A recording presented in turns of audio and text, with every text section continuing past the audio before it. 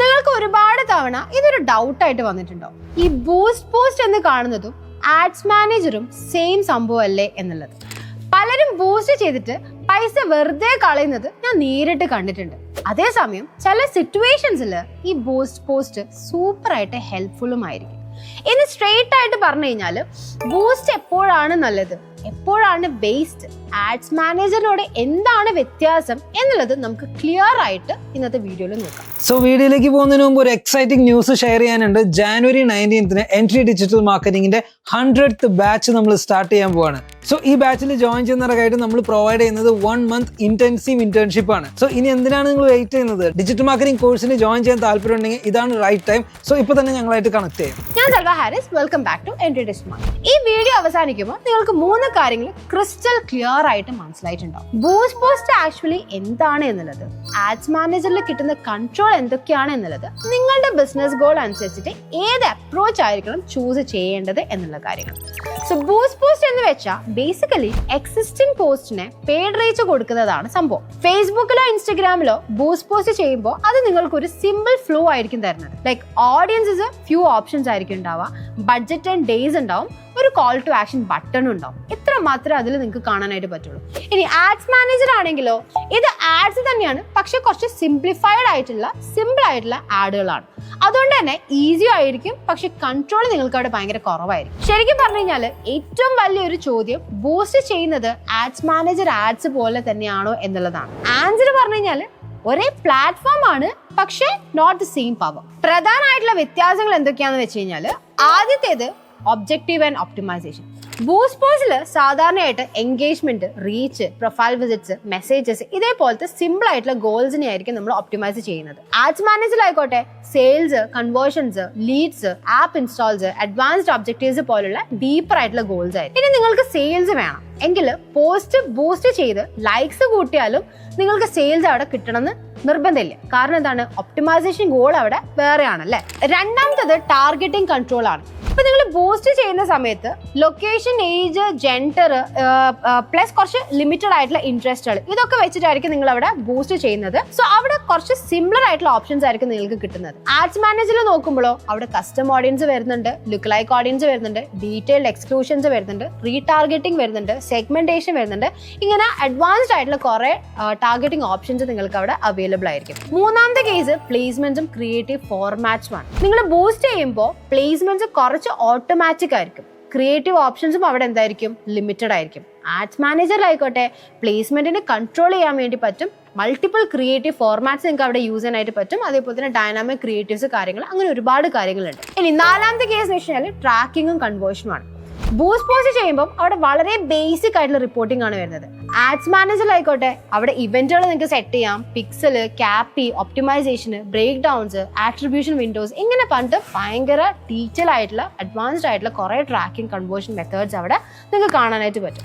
Boost post ശരിക്കും നല്ലതാണ്. Boost ചെയ്യുന്നത് ബാഡ് എന്ന് ഒരിക്കലും ഞാൻ പറയില്ല. ശരിയായിട്ട് യൂസ് കേസിൽ നിങ്ങൾക്ക് ബൂസ്റ്റ് പോസ്റ്റ് ചെയ്യുകയാണെങ്കിൽ അത് സ്മാർട്ട് ആയിട്ടുള്ള ഒരു സ്ട്രാറ്റജിയാണ്.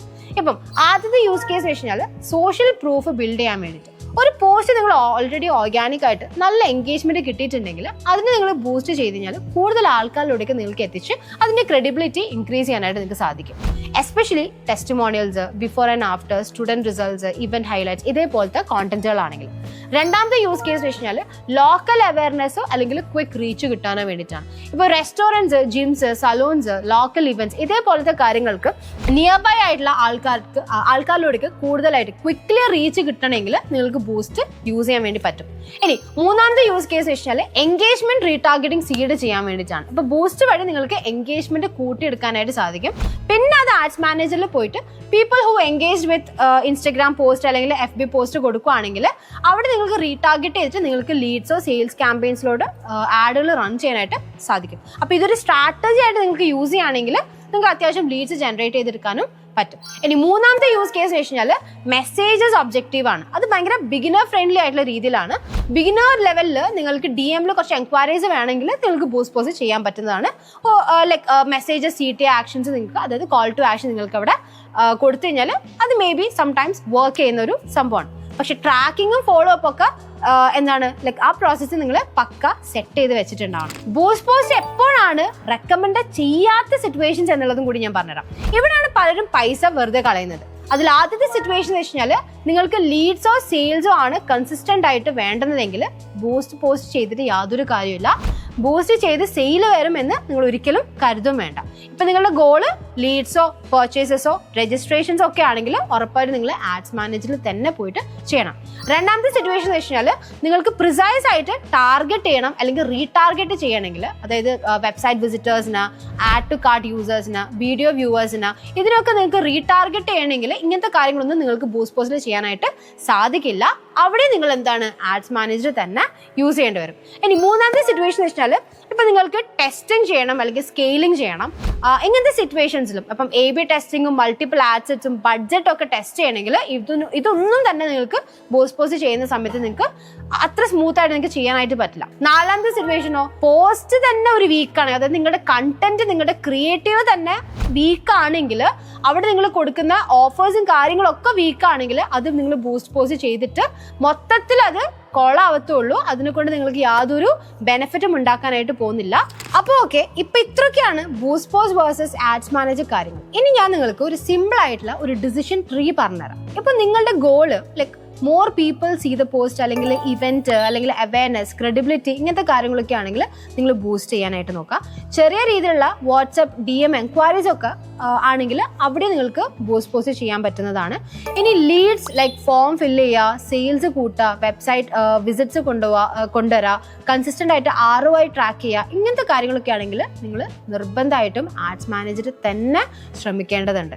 ഇനി ഗ്രോത്ത് വേണമെങ്കിൽ ആഡ്സ് മാനേജർ ചെയ്യുമ്പോൾ നിങ്ങൾ ശ്രദ്ധിക്കേണ്ട കാര്യം എന്ന് വെച്ച് കഴിഞ്ഞാൽ പിക്സലും ക്യാപ്പിയും പ്രോപ്പറായിട്ട് സെറ്റ് ചെയ്യാനായിട്ട് നോക്കുക, കൺവേർഷൻ ഇവന്റ്സ് ഡിഫൈൻ ചെയ്യാനായിട്ട് നോക്കുക, കോൾഡ് ഓഡിയൻസും റീടാർഗറ്റിംഗ് ഫണ്ണലും സെറ്റ് ചെയ്യാനായിട്ട് നോക്കുക, ക്രിയേറ്റീവ് വേരിയേഷൻസ് ഒരു 3-5 ക്രിയേറ്റീവ് വേരിയേഷൻസ് കൊടുക്കാനായിട്ട് നോക്കുക, ലീഡ് ഫോം അല്ലെങ്കിൽ ലാൻഡിംഗ് പേജ് നല്ല രീതിയിൽ ഒപ്റ്റിമൈസ് ചെയ്യാനായിട്ട് നോക്കുക.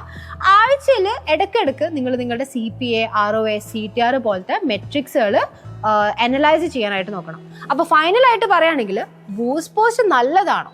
അതെ, അവയർനെസ്, ക്രെഡിബിലിറ്റി, ക്വിക്ക് റീച്ച്, ഇതിനൊക്കെ വേണ്ടിയിട്ടാണെങ്കിൽ ബൂസ്റ്റ് പോസ്റ്റ് നല്ലത് തന്നെയാണ്.